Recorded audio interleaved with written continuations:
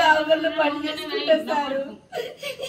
పిల్లలు అప్పయింది అన్ని దావగల్లో పని చేసుకుంటా సార్. ఇక్కడ ఊళ్ళో కూడా ఎవరితోని అయ్యో ఎవరితో ఎందుకు మనకు బాధ మనం బాధ పడదామని నా బాధ నేను పడుతున్నా సార్. కొబ్బరికాయ పైసలు పెట్టిన వాళ్ళు కొబ్బరికాయ కొట్టాలన్నారు.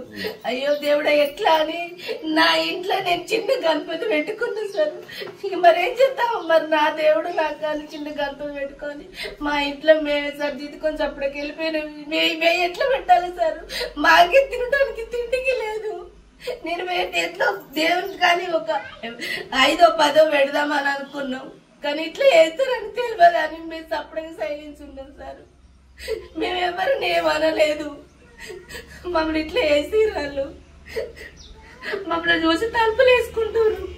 మమ్మల్ని చూసి ముఖం సాటేస్తుర్రు. పోవద్దు వాళ్ళ 4 నెలలతో పోయి వాళ్ళతో మాట్లాడిన వాళ్ళకి 25,000 దండుకు అని చెప్పారు.